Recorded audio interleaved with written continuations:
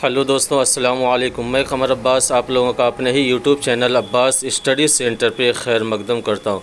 दोस्तों, जो वेस्ट बंगाल टीजीटी और पीजीटी की वैकेंसीज़ आई हुई है, आज से क्या है कि वेस्ट बंगाल टीजीटी का ऐन निसाब जो सिलेबस में जो उन्वानात और जो अदीब शामिल निसाब है और उनकी जो तसनीफ़ात या जो नज़्म या जो गज़ल शामिल है, उनके ऊपर क्या है कि आज से क्या है वीडियो अपलोड की जाएगी इंशाल्लाह। क्या है कि पूरा का पूरा सिलेबस क्या है थ्योरी बेस और प्रैक्टिकल बेस में, यानी क्या है कि प्रैक्टिस सेट के साथ आने वाले वक्त में क्या है कि आप लोगों को प्रोवाइड की जाएगी। उसी निसाब में एक टॉपिक है कि अल्लामा इकबाल की मस्जिद कुर्तबा, क्या है अल्लामा इकबाल की मस्जिद कुर्तबा। तो दोस्तों, जब मैंने क्या है कि वेस्ट बंगाल टीजीटी का जब प्रीवियस ईयर पेपर देखा तो उसमें क्या है कि जो भी अदीब हैं और जो उनकी तसनीफ़ात हैं वह अदीब से भी मुताल्लिक़ सवालात आते हैं और साथ साथ जो तसनीफ़ उसमें शामिल निसाब है उससे भी क्या है सवालात उठाए जाते हैं। तो क्या है कि जो अल्लामा इकबाल की मस्जिद कुर्तबा जो शामिल निसाब नज़्म है, तो साथ साथ उसके ख़ुलासे के ऊपर, उसके पस मंज़र के ऊपर और उसका बैकग्राउंड क्या था कि किस हालत में उन्होंने इस नज़्म को मंजूम किया है और अल्लामा इकबाल का मुख्तसरन तारुफ़ क्या है कि जानेंगे। अगर आज की वीडियो बहुत ज़्यादा लंबी हो जाएगी तो इसको 2 पार्ट में आप लोगों को प्रोवाइड करवा दी जाएगी। अगर क्या है कि अल्लामा इकबाल और मस्जिद कुर्तबा का खुलासा और उसका पस मंज़र दोनों आज की वीडियो में अगर हो जाएगी तो क्या है इंशाल्लाह कोशिश यही रहेगी कि दोनों आज की वीडियो में हो जाए, लेकिन अगर खुलासा भी नहीं हो पाया तो इंशाल्लाह इसको 2 वीडियो में प्रोवाइड करा दी जाएगी। तो चलिए सेशन को आगे बढ़ाते हुए देखते हैं कि जो शामिल निसाब नज़्म है मस्जिद कुर्तबा, ये किसकी नज़्म है? अल्लामा इकबाल की है। किसकी है? अल्लामा इकबाल की नज़्म है। तो सबसे पहले अल्लामा इकबाल के बारे में उनका तारुफ़ देखते हैं कि उनका अल्लामा इकबाल की कब पैदा हुए, उनकी तसनीफ़ात क्या थी और एक इम्तिहान के नज़रिए से कौन कौन अहम पॉइंट होते हैं जो अल्लामा इकबाल से पूछे जाने की इम्कानात रहते हैं। तो अगर देखा जाए तो अल्लामा इकबाल का पूरा नाम जो था क्या था? शेख मोहम्मद इकबाल था। क्या था? शेख मोहम्मद इकबाल था। और इनका तखल्लुस क्या था? इकबाल था। शेख मोहम्मद इकबाल इनका पूरा नाम था और ये तखल्लुस इस्तेमाल करते थे इकबाल का। इकबाल की जो पैदाइश हुई है क्या है कि 9 नवंबर जुमा के दिन 1877 को सियालकोट में पैदा हुए थे। कौन? अल्लामा इकबाल 9 नवंबर 1877 को सियालकोट में पैदा हुए हैं। अल्लामा इकबाल का जो इंतकाल हुआ है वो क्या है कि 21 अप्रैल 1938 को लाहौर में हुआ है। कहाँ पे हुआ है? लाहौर में हुआ है। कब? 1938 में। किस डेट में? 31 अप्रैल को। 9 नवंबर को पैदा हुए हैं 1877 में और 21 अप्रैल 1938 में दोस्तों इनका इंतकाल हुआ है। इनकी जो मज़ार है, मज़ार इकबाल क्या है? हुजूरी बाग के करीब शाही मस्जिद के जुनूब मशरक़ी मीनार के साए में वाक़ है। मज़ार इकबाल कहाँ पे वाक़ है? हुजूरी बाग के करीब शाही मस्जिद के जुनूब मशरक़ी मीनार के साए में वाक़ है। किसकी? मिर्ज़ा क्या है इनकी मज़ार? किसकी? अल्लामा इकबाल की मज़ार। ठीक। अल्लामा इकबाल के वालिद का नाम जो है शेख नूर मोहम्मद, वालिद का नाम शेख नूर मोहम्मद और इनकी वालिदा का नाम क्या है? इमाम बीबी है। क्या है? इमाम बीबी। और इनके दादा का नाम क्या है कि शेख रफ़ीक़ था। वालिद का नाम शेख मोहम्मद नूर मोहम्मद, वालिदा का नाम इमाम बीबी और इनके दादा का नाम क्या था? शेख रफ़ीक़ था। इकबाल का जो ताल्लुक़ था वो दोस्तों क्या है कि इकबाल का ताल्लुक़ कश्मीरी पंडितों से था। ये भी क्या एग्ज़ाम में पूछा जाता है कि इकबाल का ताल्लुक़ किस पंडितों से था, तो वह किससे था? कश्मीरी पंडितों से था। इकबाल के जद्द आला बाबा सालेह थे। क्या थे? बाबा सालेह थे, जिन्होंने 17वीं सदी ईस्वी में इस्लाम कबूल किया था। ठीक। इकबाल ने अबू अब्दुल्ला मौलाना ग़ुलाम हसन के मकतब उमर शाह और मौलाना मीर हसन की ख्वाहिश पर उनके मकतब हिसामुद्दीन में इब्तदाई तालीम हासिल की थी। कहाँ पे इन्होंने क्या? अल्लामा इकबाल ने कहाँ पे इब्तदाई तालीम हासिल की थी? हिसामुद्दीन के मकतब में। ठीक। और किसकी ख्वाहिश पे? मौलाना मीर हसन की ख्वाहिश पे। ठीक।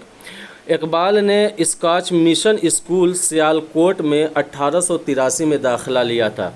क्या है कि 1883 में एक अल्लामा इकबाल ने स्कॉच मिशन स्कूल सियालकोट में क्या है दाखिला लिया था। किस सन में? 1883 ईस्वी में। इकबाल ने मैट्रिक का इस इम्तिहान 1893 में दर्जा अव्वल से पास किया था। अल्लामा इकबाल ने मैट्रिक का हाई स्कूल कब पास किया है? 1893 ईस्वी में। कब पास किए हैं? 1893 ईस्वी में। और किस डिवीज़न से पास किए थे? ये अव्वल डिवीज़न से पास किए थे। 1893 में ही 3 मई को अल्लामा इकबाल की पहली शादी गुजरात पंजाब के सिविल सर्जन खान बहादुर अता मोहम्मद की बेटी करीम बीबी से हुई थी। दोस्तों याद रखिएगा कि अल्लामा इकबाल ने 3 शादियां की हैं। कितनी शादियां की है? 3 शादियां। पहली शादी जो है 1893 ईस्वी में की थी और ये 3 मई को की थी। किससे की थी? क्या है कि खान बहादुर अता मोहम्मद की बेटी करीम बीबी से की थी। किससे की थी? करीम बीबी से की थी, जिससे आफताब इकबाल और मेराज बेगम पैदा हुए थे। ठीक, क्या है कि आफताब इकबाल और मेराज बेगम ये किसके लड़के थे? ये इनकी पहली बीवी करीम बीबी से लड़के हुए थे। अल्लामा इकबाल ने 1895 में इंटरमीडिएट का इम्तिहान सेकंड डिवीज़न से पास किया था। 1895 में जब ये मैट्रिक पास किए थे तो उसी वक्त इनकी शादी हो गई थी, लेकिन 1895 में जाकर ये इंटरमीडिएट सेकंड डिवीज़न से पास किए थे। ठीक, अल्लामा इकबाल ने गवर्नमेंट कॉलेज लाहौर से BA 1897 में सेकंड डिवीज़न से पास किया। इन्होंने क्या है मैट्रिक 1893 में, फिर 1895 में इंटरमीडिएट और फिर उसके बाद क्या है 1897 में इन्होंने क्या है कि गवर्नमेंट कॉलेज लाहौर से क्या है BA किया था। और अरबी और अंग्रेज़ी में अव्वल आने की वजह से 2 तलाई तमग़े हासिल किए थे। इन्होंने ओवरऑल BA में जो है सेकंड डिवीज़न हासिल की थी, लेकिन क्या है उसमें अरबी और अंग्रेज़ी में क्या है अव्वल आए थे, जिसकी वजह से उनको 2 तलाई तमग़े हासिल हुए थे। ठीक, अल्लामा इकबाल ने गवर्नमेंट कॉलेज लाहौर से MA फ़लसफ़ा यानी फ़लसफ़ा इन्होंने क्या है फ़िलोसफ़ी से MA भी किया था और वह तीसरे दर्जे में क्या है 1899 में पास किया था। गवर्नमेंट कॉलेज लाहौर से इन्होंने BA भी किया और MA भी किया। MA के किस सब्जेक्ट से किया था? इन्होंने फ़लसफ़ा से किया था। कहाँ से? गवर्नमेंट कॉलेज लाहौर से किया था। किस सन में? 1899 में।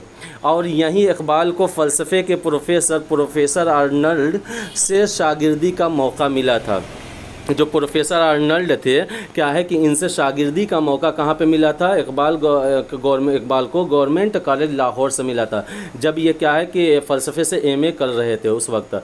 और उन्हीं से सबसे ज़्यादा इस्तेफ़ादा भी किया था। इनकी मुलाकात कब हुई थी? 1899 के आसपास हुई थी। किससे? प्रोफेसर आर्नल्ड से। और उनकी शागिर्दी का मौका भी मिला था। किसको? अल्लामा इकबाल को। प्रोफेसर आर्नल्ड की ही याद में अल्लामा इकबाल ने नाले फ़िराक़ लिखी थी। दोस्तों ये भी पूछा जाता है कि अल्लामा इकबाल ने नाले फ़िराक़ किसकी याद में लिखी थी? तो वह किसके याद में लिखी थी? वह प्रोफेसर आर्नल्ड की याद में लिखी थी। इकबाल 6 माह तक ओरिएंटल कॉलेज लाहौर में अरबिक रीडर रहे थे। 6 माह तक ओरिएंटल कॉलेज लाहौर में अरबिक रीडर रहे थे। फिर 1904 तक गवर्नमेंट कॉलेज लाहौर में अंग्रेज़ी के असिस्टेंट प्रोफेसर रहे। कब तक? 1904 तक Lahore college government Lahore college में अंग्रेज़ी के प्रोफेसर भी रहे और वहीं यूरोप जाने से पहले तक यानी 1905 तक फ़लसफ़ा भी पढ़ाया। गवर्नमेंट कॉलेज लाहौर में ये अंग्रेज़ी के असिस्टेंट प्रोफेसर भी रहे। कब तक? 1905 तक। और उस समय तक इन्होंने ही क्या है कि फ़लसफ़ा भी वहीं पे पढ़ाया था। इकबाल आला तालीम हासिल करने के लिए यूरोप 1905 में गए थे। आला तालीम हासिल करने के लिए इकबाल कब गए थे? यूरोप 1905 में। और ट्रिनिटी कॉलेज कैम्ब्रिज में दाखिला लिया था। जब ये यूरोप क्या है कि आला तालीम के हुसूल के लिए 1905 में गए तो कौन से कॉलेज में एडमिशन लिया था? ट्रिनिटी कॉलेज कैम्ब्रिज में इन्होंने क्या है दाखिला लिया था। इकबाल की जो क्या है कि PhD की जो मकाला था वह क्या था? Development of metaphysics in Persia. Development of metaphysics in Persia यानी ईरान में माबादुत तबियात का इर्तिक़ा के मौजू पर PhD की डिग्री के लिए म्यूनिख यूनिवर्सिटी जर्मनी में 1907 में दाखिला लिया था। जब ये क्या है कि एमए करने के बाद आला तालीम हासिल करने के लिए यूरोप गए थे, तो उसके बाद क्या है कि 1907 में इन्होंने क्या है कि म्यूनिख यूनिवर्सिटी जर्मनी में पीएचडी करने के लिए, पीएचडी की डिग्री हासिल करने के लिए क्या है दाखिला लिया था। और उनका मकाला क्या था, development of metaphysics in India, यानी क्या है इन पर्सिया, यानी ईरान में माबाबुत तबियात का इर्तिक़ा, जिस पे उन्होंने पीएचडी की डिग्री दी गई थी जर्मनी। यानी क्या है पूछा ये जाता है कि अल्लामा इकबाल को पीएचडी की डिग्री कौन से कॉलेज या कौन सी यूनिवर्सिटी ने दी थी, कौन सी दी थी, वह म्यूनिख यूनिवर्सिटी ने दी थी। किसने? म्यूनिख यूनिवर्सिटी ने दी थी। कौन? म्यूनिख यूनिवर्सिटी ने दी थी। ठीक। अल्लामा इकबाल ने बैरिस्टरी की डिग्री लंकरान से 1908 में हासिल की थी। ये भी क्या है सवाल पूछा जाता है कि अल्लामा इकबाल ने बैरिस्टरी की डिग्री क्या है कि लंकरान से 1908 में हासिल की थी। इसी साल इकबाल का मकाला अंग्रेज़ी में शाया भी हुआ था। किसमें? इसी साल। कब? 1908 में भी क्या है अल्लामा इकबाल का जो मकाला था वह क्या है अंग्रेज़ी में शाया भी हुआ था। फिर उसके बाद क्या बताया जा रहा है कि क्या है कि अल्लामा इकबाल ने दूसरी शादी सरदार बेगम से 1910 में की थी। देखिए दोस्तों 1893 में क्या है कि इन्होंने क्या पहली शादी की और दूसरी शादी जो क्या है कि 1910 में की थी, जिनसे जावेद इकबाल और मुनीरा बानो पैदा हुए थे। किससे? क्या है जावेद इकबाल और मुनीरा बानो पैदा हुए थे। ठीक। कब? 1910 में। अल्लामा इकबाल ने तीसरी शादी 1913 में मुख्तार बेगम से की थी। किससे की थी? मुख्तार बेगम से की थी। ये तीसरी शादी थी। पहली क्या शादी 1893 में, दूसरी शादी क्या 1910 में, और तीसरी शादी क्या है कि ये मुख्तार बेगम से 1913 में की थी। इकबाल दूसरी गोलमेज सम्मेलन में, गोलमेज कॉन्फ्रेंस में 1931 में शरीक हुए थे। देखिए दोस्तों क्या है कि ये भी पूछा जाता है कि अल्लामा इकबाल गोलमेज कौन सी गोलमेज कॉन्फ्रेंस में शिरकत किया था। इन्होंने क्या है कि दूसरी गोलमेज कॉन्फ्रेंस में भी शामिल हुए थे और फिर उसके बाद तीसरी गोलमेज कॉन्फ्रेंस में भी शामिल हुए थे। अब देखिए क्या है कि इकबाल दूसरी गोलमेज कॉन्फ्रेंस 1931 में शरीक हुए थे और फिर उसके बाद क्या है कि अल्लामा इकबाल तीसरी गोलमेज कॉन्फ्रेंस में भी 1932 में शरीक हुए थे। अब देखिए दोस्तों जो वेस्ट बंगाल जो टीजीटी का जो सिलेबस है जिसमें मस्जिद कुर्तबा शामिल निसाब है, शामिल निसाब नज़्म है, वह क्या है कि जब ये तीसरी गोलमेज कॉन्फ्रेंस 1932 के बाद जब ये वापस हुए तो वहाँ पे हस्पानिया से क्या है हस्पानिया का भी सफ़र किया और वहाँ पे मस्जिद कुर्तबा की ज़ियारत की। अब जब ज़ियारत की है तो वह क्या है कि वहाँ पे एक नज़्म कही जिसको हम क्या है नज़्म हस्पानिया के नाम से भी जानते हैं और मस्जिद कुर्तबा के नाम से भी जानते हैं। वह आगे आने वाला है इंशाल्लाह। क्या है कि वह सारे के सारे उसका बैकग्राउंड के तौर पे वो पेश किया जाएगा। ठीक। तो क्या है कि अल्लामा इकबाल ने दूसरी गोलमेज कॉन्फ्रेंस 1931 में भी शरीक हुए थे और अल्लामा इकबाल तीसरी गोलमेज कॉन्फ्रेंस 1932 में भी शरीक हुए थे। ठीक। फिर उसके बाद क्या है ये भी इम्पोर्टेंट सवाल बन सकता है कि अल्लामा इकबाल ने आला हज़रत नादिर शाह अफ़गानिस्तान की दावत पर, अब देखिए किसकी दावत पर, आला हज़रत नादिर शाह अफ़गानिस्तान की दावत पर सैयद सुलेमान नदवी सर रास मसूद के साथ अफ़गानिस्तान का सफ़र 1933 में किया था।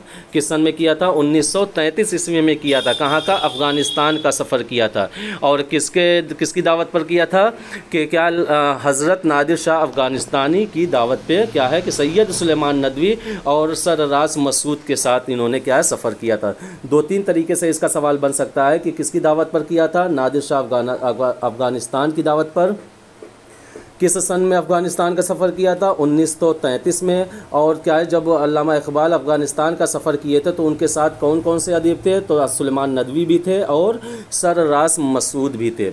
फिर उसके बाद क्या है कि इकबाल अंजुमन हिमायत इस्लाम के सदर, अंजुमन हिमायत इस्लाम के सदर 1934 में मुंतखब हुए थे। ये भी क्या इम्पोर्टेंट है, पूछा इस तरीके से जाता है कि अल्लामा इकबाल हिमायत इस्लाम के सदर किस सन में मुंतखब हुए, तो वह क्या है कि 1934 में। देखिए दोस्तों सदर की बात है, सदर कब मुंतखब हुए थे? वो 1934 में। अल्लामा इकबाल अंजुमन हिमायत इस्लाम के जनरल काउंसिल के रुकन 1910 में मुंतखब हुए थे। अब ये क्या है कि जो जनरल काउंसिल के रुकन के बतौर रुकन जो इंतखाब इनका हुआ था वो 1910 में हुआ था, लेकिन क्या है एक सदर की हैसियत से 1934 में इनका इंतखाब हुआ था।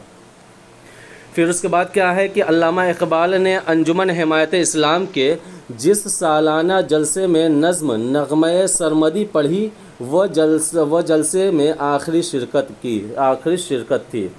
अल्लामा इकबाल ने अंजुमन हिमायत इस्लाम के जिस सालाना जलसे में नज़्म नग़्मे सरमदी पढ़ी थी वह क्या है जलसे में आखिरी शिरकत थी। इकबाल ने अपनी शायरी का आगाज़ गज़ल से किया था। इन्होंने सबसे पहले क्या है कि गज़ल लिखना शुरू किया था, लेकिन इकबाल की नज़मों की तादाद गज़लों से ज़्यादा है।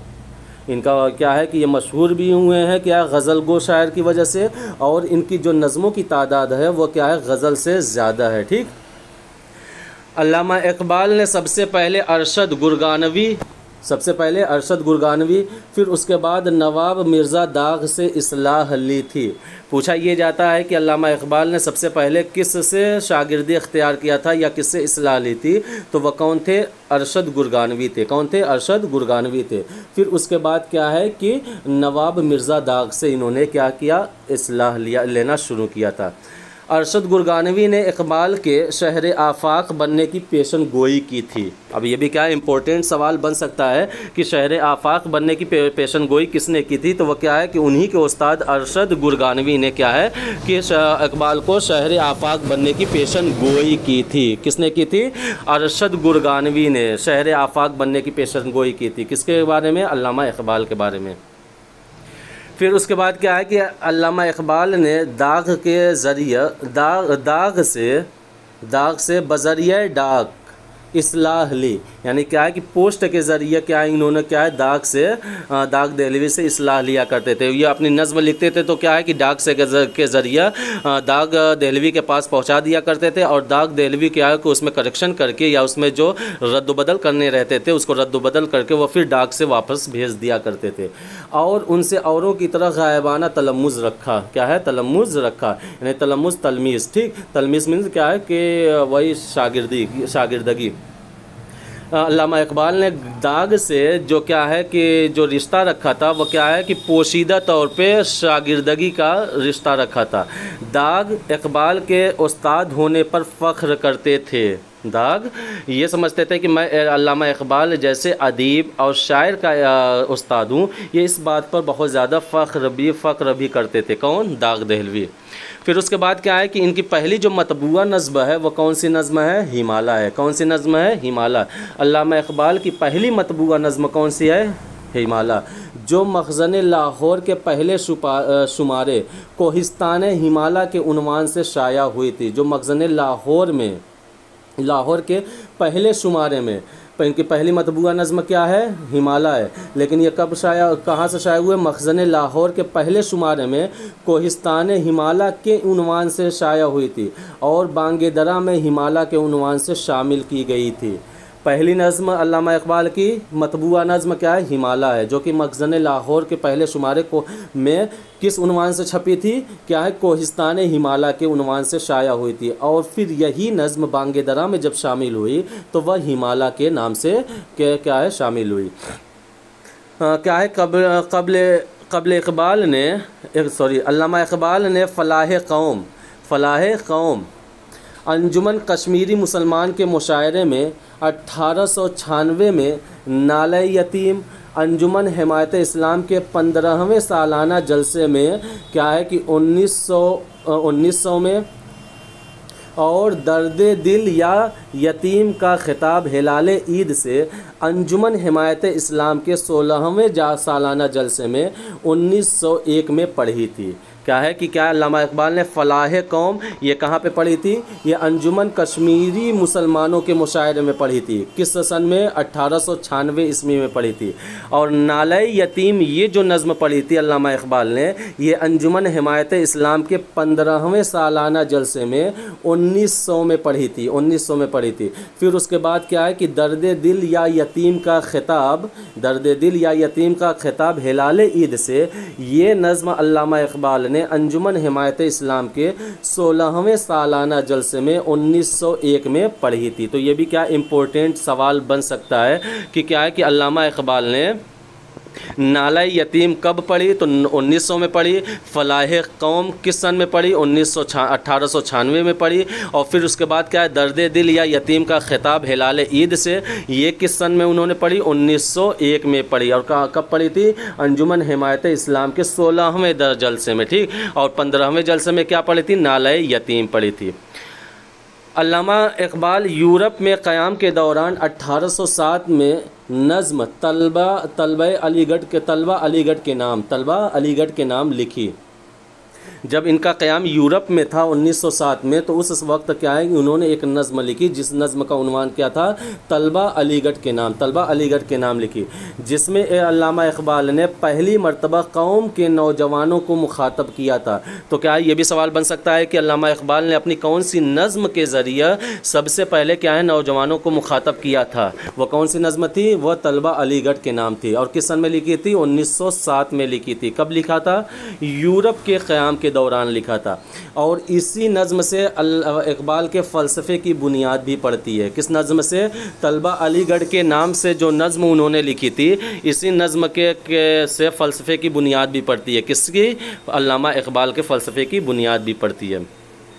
यूरोप के क़याम के दौरान इकबाल के ख़यालात में जो तब्दीली आई, उसका एहसास नज़्म अब्दुल क़ादिर के नाम में होता है। उसका एहसास जब ये यूरोप में ये क़याम कर रहे थे, तो उस वक्त भी क्या है कि इनके ख़्याल में बहुत से तब्दीलियाँ आई हैं। और इसका एहसास जो होता है वह क्या है कि जो नज़्म उन्होंने लिखी अब्दुल क़ादिर के नाम, इससे होता है। यह नज़्म उन्होंने 1908 में अपने दोस्त सर अब्दुल क़ादिर के नाम लिखी थी। क्या है, सर अब्दुल क़ादिर जो इनके दोस्त थे 1908 में, उनके नाम लिखी थी। नज़्म क्या था, अब्दुल क़ादिर के नाम, यही नज़्म का उन्वान ही था। और इस नज़्म के ज़रिए क्या है कि उनके ख़यालात में जो तब्दीलियाँ नमूदार हुई थी, उसका एहसास भी होता है, ठीक।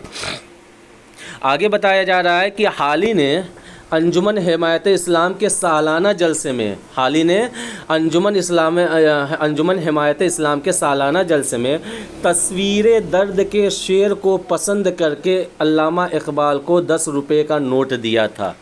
ये भी इम्पोर्टेंट बन सकता है कि क्या हाली ने अंजुमन हिमायत इस्लाम के सालाना जलसे में तस्वीर दर्द के शेर को पसंद करके अल्लामा इकबाल को कितना रुपया दिया था, 10 रुपया दिया था। फिर उसके बाद क्या है कि बांगे दरा का दिबाचा क्या है कि अब्दुल क़ादिर मुदीर मखज़न ने तहरीर किया है। ये बार बार पूछा भी जाता है, जब भी इम्पोर्टेंट सवाल बनता है कि बांगे दरा का दिबाचा किसने लिखा है, तो वह किसने लिखा है, अब्दुल क़ादिर जो मुदीर थे मखज़न के। किससे, मुदीर थे मखज़न के। इन्होंने क्या है कि बांगे दरा जो कि क्या है शेरी मजमुआ है किसका, अल्लामा इकबाल का, तो उसका दिबाचा किसने लिखा, अब्दुल क़ादिर मुदीर मखज़न ने लिखा है। अल्लामा इकबाल ने शायरी तर्क करने का पुख्ता इरादा कर लिया था, मगर शेख अब्दुल क़ादिर और प्रोफेसर आर्नल्ड के कहने पर इस इरादे से बाज आ गए। अब्दुल क़ादिर के कहने पर और प्रोफेसर आर्नल्ड के कहने पर इन्होंने क्या है दोबारा शायरी करना शुरू कर दिया। तो पहले क्या इन्होंने पुख्ता इरादा कर लिया था कि अब शायरी वगैरह नहीं करना है, लेकिन क्या इनके समझाने की वजह से किसने समझाया, तो शेख अब्दुल क़ादिर ने और प्रोफेसर आर्नल्ड ने जब समझाया कि नहीं आप ऐसा न करो कि आप अच्छा मकाम हासिल कर सकते हो, आप लोगों के माबैन अपना एक रुतबा बना सकते हो, क्या एक मनसब तैयार कर सकते हो, एक पहचान बना सकते हो, तो उन्होंने क्या है कि वो उस इरादे को तर्क कर दिया और दोबारा शायरी करना शुरू कर दिया था, ठीक। अल्लामा इकबाल के फ़लसफ़े खुदी पर फ़ारसी शायर मौलाना रूम के असरात ज़्यादा नज़र आते हैं। ये भी क्या है पूछता है कि अल्लामा इकबाल का जो फ़लसफ़े खुदी है उस पर क्या है कि फ़ारसी शायर मौलाना रूम के असरात ज़्यादा देखने को मिलते हैं। इन्होंने क्या है कि जावेद नामा जो कि इनकी नज़्म है, इसमें क्या है अल्लामा इकबाल रूमी के साथ अफलाक की सैर करते हैं। ये क्या NCERT में भी बार बार सवाल पूछा जाता है, चाहे वो BPSC TRE 4 हो, इसमें भी पूछा जा चुका है। और फिर उसके बाद क्या है कि DSSB TGT का अगर आप प्रीवियस ईयर क्वेश्चन देखेंगे तो इसमें भी ये सवाल आपको देखने को मिलेगा कि जावेद नामा नज़्म में अल्लामा इकबाल ने रूमी के साथ कहाँ का सफ़र किया था, तो वह कहाँ का सफ़र किया था, अफलाक की सैर की थी। कहाँ की और किसके साथ, रूमी के साथ थी। किसमें, जावेद नामा में।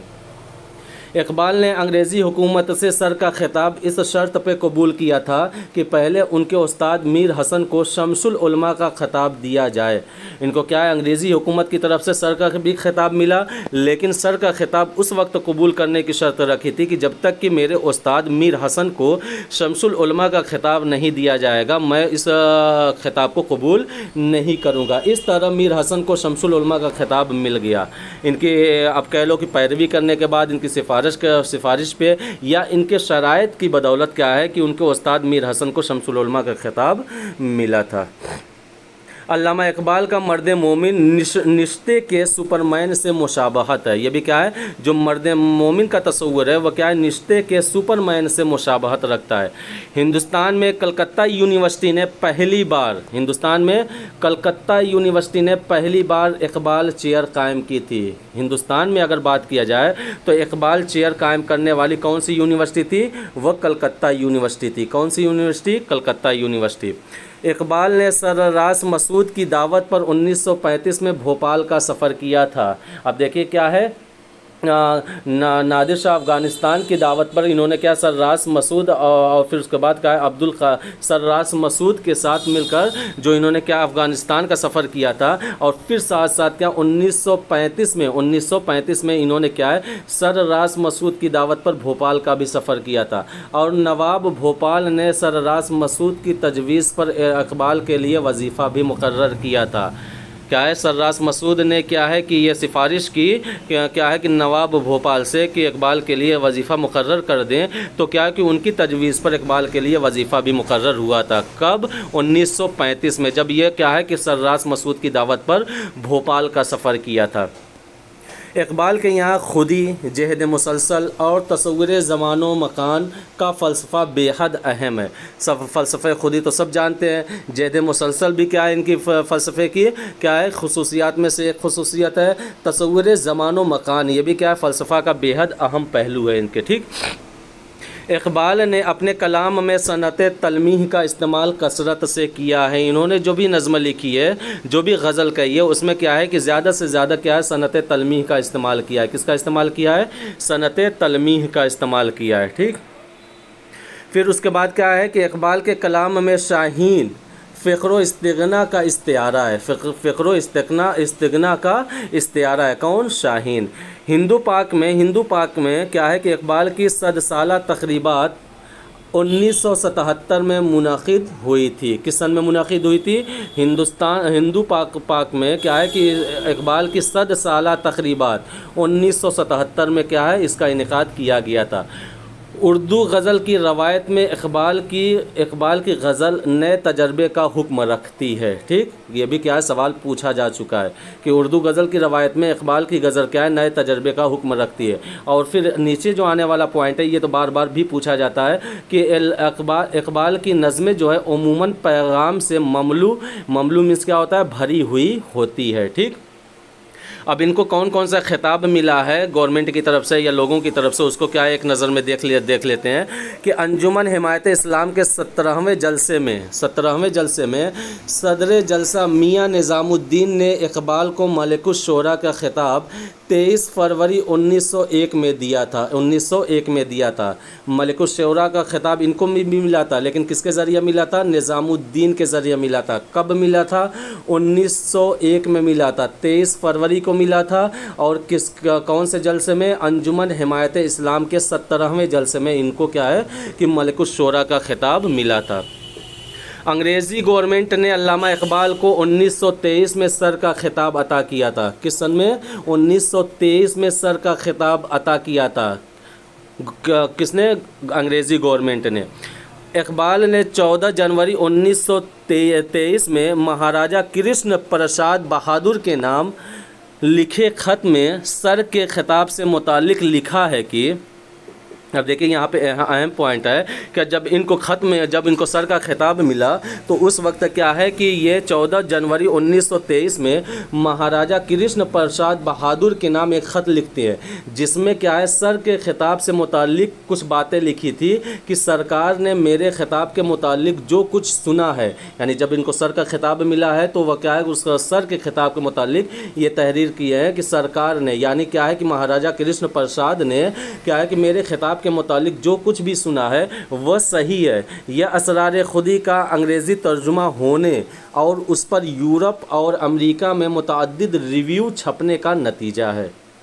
ठीक, और उसकी वजूहात भी बताई है कि यह क्यों मुझको सर का खिताब मिला है। अल्लामा इकबाल को शायर मशरिक़ भी कहा जाता है, अल्लामा इकबाल को शायर मशरिक़ भी कहा जाता है। ठीक, और फिर उसके बाद क्या है कि यहाँ पे अहम पॉइंट देख लिया जाए तो जो डीलिट की जो डिग्री मिलती है अल्लामा इकबाल को बहुत सी यूनिवर्सिटियों ने 3-4 यूनिवर्सिटियों ने क्या है अल्लामा इकबाल को डीलिट की एजाज़ी डिग्री से नवाजा था। अल्लामा इकबाल को म्यूनिख यूनिवर्सिटी जर्मनी ने पीएचडी की डिग्री 1908 में दिया। कब क्या है कि म्यूनिख यूनिवर्सिटी ने क्या है कि पीएचडी की डिग्री 1908 में दिया। अलीगढ़ यूनिवर्सिटी ने डीलिट की एजाज़ी डिग्री 1929 में दिया। अलीगढ़ ने भी क्या है इसको डीलिट की एजाज़ी डिग्री से नवाजा है। किस सन में? 1929 में। पंजाब यूनिवर्सिटी ने डीलिट की एजाज़ी डिग्री से 1933 में नवाजा। पंजाब यूनिवर्सिटी ने 1933 में। ढाका यूनिवर्सिटी ने अल्लामा इकबाल को डीलिट की एजाज़ी डिग्री से नवाजा है। किस सन में? 1936 में। इलाहाबाद यूनिवर्सिटी ने डीलिट की एजाज़ी डिग्री को कब दिया है? 1937 में। और उस्मानिया यूनिवर्सिटी ने अल्लामा इकबाल को डीलिट की एजाज़ी डिग्री 1938 में दिया था, जिस सन में इनका इंतकाल हुआ था। ठीक, तो क्या है सबसे पहले म्यूनिख यूनिवर्सिटी ने पीएचडी की डिग्री दी 1909 में। अलीगढ़ यूनिवर्सिटी ने डीलिट की एजाज़ी डिग्री दी 1929 में। पंजाब यूनिवर्सिटी ने इसको दिया एजाज़ी डिग्री दी डीलिट की क्या है 1933 में। ढाका यूनिवर्सिटी ने क्या है 1936 में। और इलाहाबाद यूनिवर्सिटी ने 1937 में। और फिर उसके बाद क्या है कि उस्मानिया यूनिवर्सिटी ने 1938 में इनको डीलिट की डिग्री दिया था। ठीक, अब जो अदब के मैदान में जो अल्लामा इकबाल के जो कारनामे हैं उन पर एक भी नज़र देख लिया जाए। इनका जो शेरी मजमूए की बात किया जाए तो अल्लामा इकबाल के 4 उर्दू शेरी मजमूए हैं। कितने उर्दू शेरी मजमूए हैं? टोटल 4 उर्दू शेरी मजमूए हैं। पहला जो इनका शेरी मजमूआ है वह क्या है? बांगे दरा है। क्या है? बांगे दरा, जो क्या है कब लिखा गया? 1924 में लिखा गया। पहला उर्दू शेरी मजमूआ है बांगे दरा 1924 में। बाले जिब्रील 1935 में लिखा क्या है मुरत्तब किया या लिखा। ये दूसरा उर्दू शेरी मजमूआ है अल्लामा इकबाल का। कभी कभी क्या है इसका सीरियल वाइज भी पूछ देता है, क्रमबद्ध पूछ देता है, तरकीब पूछ देता है। ज़रबे कलीम 1936 में यानी ऐलान जंग दौरे हाजिर के ख़िलाफ़ तीसरा मजमूआ इन्होंने लिखा था ज़रबे कलीम के नाम से। अरमगाने हिजाज 1938 में यह चौथा मजमूआ है अल्लामा इकबाल का। और ये ऐसा मजमूआ है कि जो क्या है अरमगाने हिजाज आधा उर्दू और आधा फ़ारसी में है। ये भी क्या है पूछा जा चुका है एग्ज़ाम में। ठीक, कि अल्लामा इकबाल का कौन सा ऐसा मजमूआ है कि जो आधा उर्दू में और आधा फ़ारसी में है, वह कौन सा है? अरमगाने हिजाज है। ये कब लिखा? 1938 में लिखा है। फिर उसके बाद क्या है कि दीगर तसनीफ़ के बारे में देख लिया जाए तो इल्मुल इक़्तिसाद यह पहली नसरी तसनीफ़ है जिसे अल्लामा इकबाल ने मिस्टर आर्नल्ड की तहरीक से लिखी थी। क्या है इल्मुल इक़्तिसाद? क्या है कि प्रोफेसर आर्नल्ड ने उनको मुतहर्रिक किया था, मोटिवेशन किया था कि आप नसरी तसनीफ़ लिखो, तो उन्होंने क्या है कि इल्मुल इक़्तिसाद लिखा। क्या लिखा? इल्मुल इक़्तिसाद लिखा। फिर उसके बाद क्या है कि मसनवी असरार खुदी 1915 ये इकबाल के यूरोप से वापसी के बाद सबसे पहले शाया हुई और यूरोप और अमेरिका में इकबाल की शोहरत का सबब बनी। मसनवी असरार खुदी क्या है कि 1915 में अल्लामा इकबाल ने यूरोप की वापसी के बाद जो लिखी थी और शाया भी हुई थी। और यह क्या है कि जो उनकी शोहरत का बाइस भी बनी, वजह भी बनी, सबब भी बनी, क्या है कि यूरोप और अमेरिका में मशहूर होने का।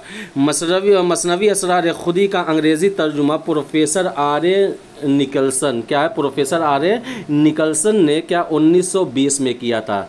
मसनवी असरार खुदी का उर्दू तर्जुमा किसने किया था? प्रोफेसर निकल्सन ने किया था। किस सन में किया था? 1920 में किया था। रमूज़े बेखुदी यह असरार खुदी का दूसरा हिस्सा है जो 1918 में शाया हुआ। क्या है 1915 में मसनवी असरार खुदी और रमूज़ बेखुदी, क्या है कि ये मसनवी असरार खुदी का दूसरा चैप्टर, दूसरा हिस्सा है, ये शाया हुआ 1918 में। पयाम मशरिक़ 1922 ये जर्मनी के मशहूर शायर गोएटे के मगरिबी दीवान का जवाब है।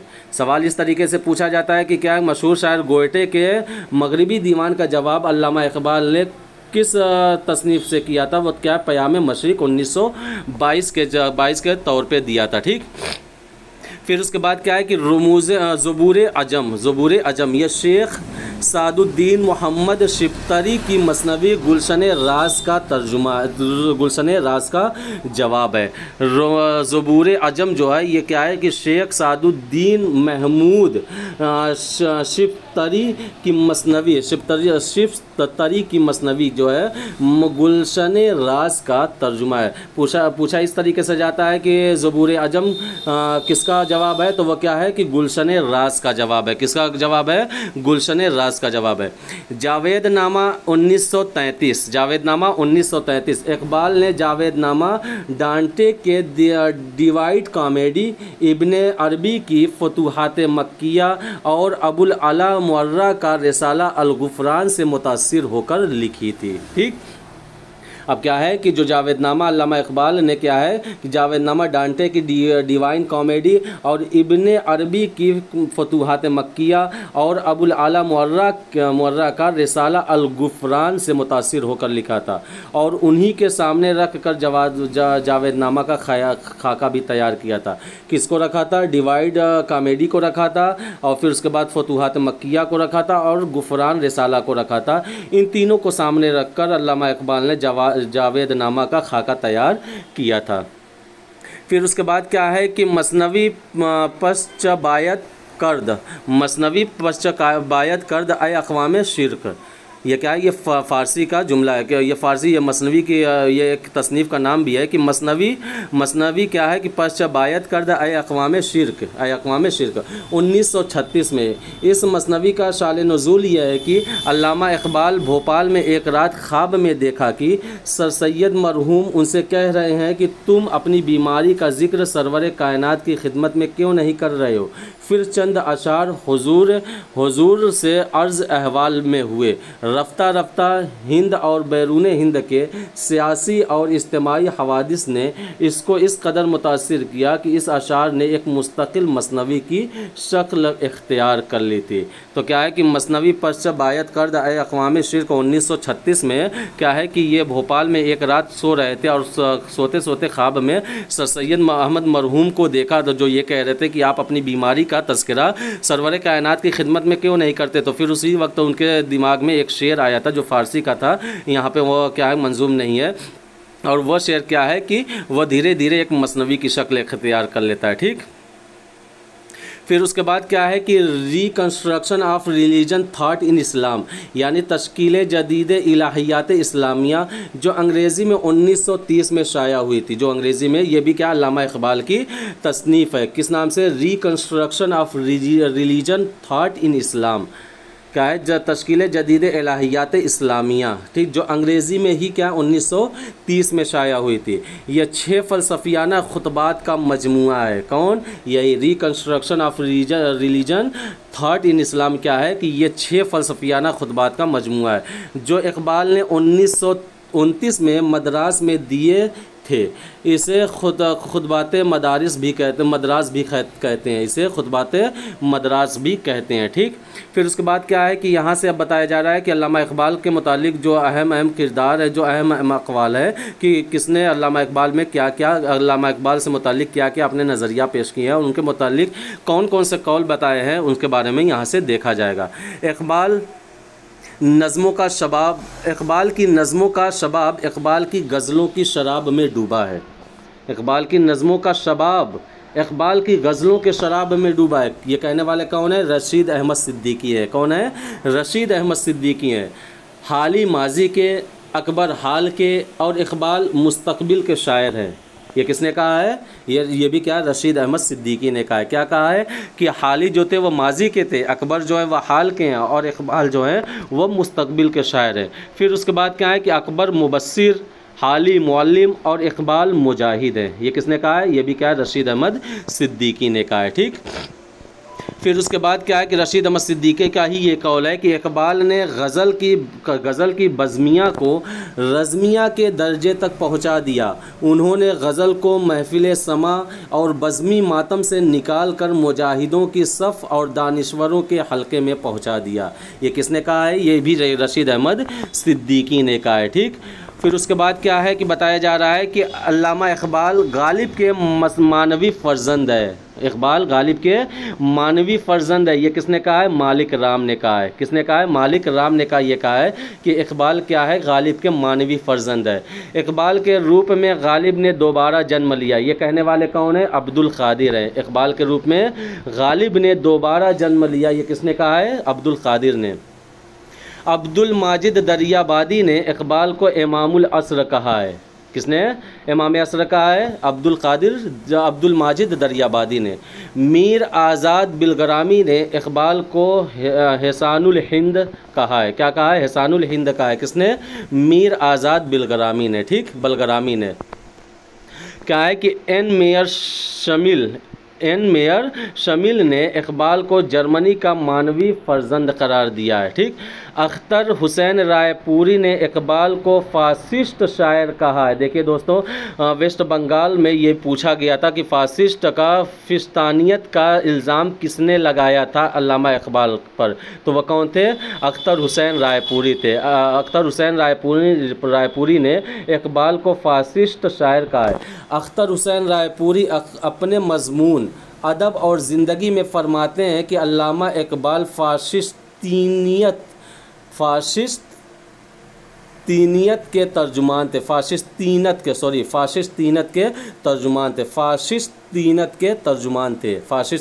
के तर्जुमान थे।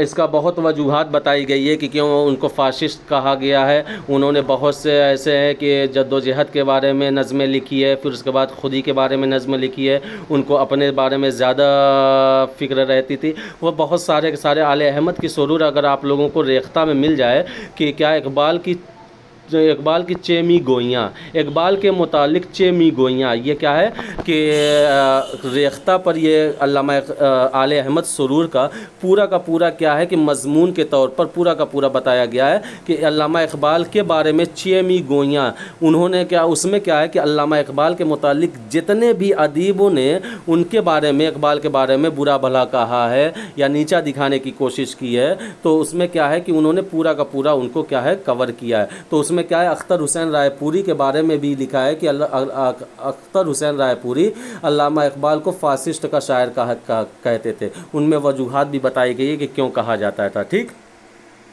फिर उसके बाद क्या है कि यह इकबाल मुझको टैगोर और शेक्सपियर से कई फुट ऊंचा नज़र आता है। ये इकबाल मुझको टैगोर और शेक्सपियर से कई फुट ऊंचा नज़र आता है। ये किसने कहा है? ख्वाजा हसन निज़ामी ने। नज़ीर अहमद ने अल्लामा इकबाल के मुतालिक लिखा है कि मैंने अनीसो दबीर के कई मरसिए सुने, लेकिन दिलसोज़ नज़्म कभी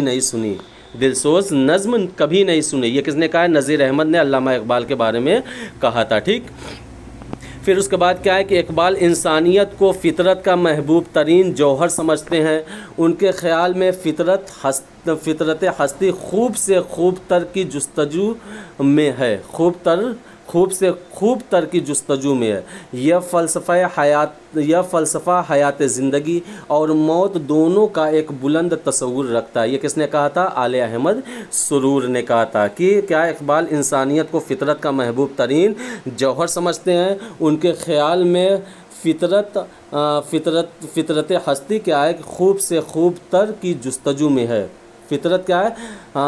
फ़ितरत हस्ती खूब से खूब तर की जुस्तजू में है। और उनका फ़लसफ़ा हयात क्या है? ज़िंदगी और मौत दोनों का एक बुलंद तस्वुर करता है। ये कहने वाले कौन है? ये आले अहमद सुरूर है। तो दोस्तों, मुझे लग रहा है कि वीडियो बहुत ज़्यादा लंबी हो गई है, तो चलिए क्या है इंशाअल्लाह अगली वीडियो में अब यहाँ से क्या है मस्जिद कुर्तबा का क्या है कि उनका तारुफ़ और उसका पस मंज़र बताया गया था कि इसका कब लिखा गया। तो इसमें भी क्या है कि इसमें कितने बंद हैं, हस्पानिया में क्यों लिखा गया, मस्जिद कुर्तबा मरतबा में कौन कौन से अहम नुकात हैं, इसके बारे में अगली वीडियो में हम लोग क्या है चर्चा करेंगे। तो जब तक कि आप लोग इस वीडियो को पूरा देखें, इंशाल्लाह बहुत ही मुफीद साबित होगा। तो वीडियो को लाइक करें, सब्सक्राइब करें, शेयर करें और अपने दोस्तों को भी क्या है जुड़ने की राय दें। मिलते हैं अगली वीडियो में एक नई वीडियो के साथ, जब तक कि आप लोग अपने अपने इम्तिहान की तैयारी में लगे रहें। अल्लाह हाफिज़।